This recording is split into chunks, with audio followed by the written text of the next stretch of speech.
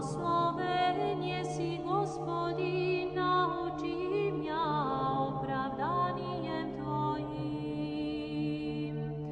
Angelský sobor udivisia, zria Tebie mŕtvych menivšasia, smrtnú juže spase, krieposť razorivša, i sovoju Adama vozdvihša, i od tada vsia svobožša.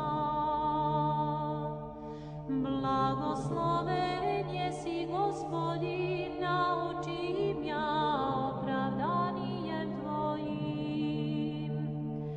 Počtom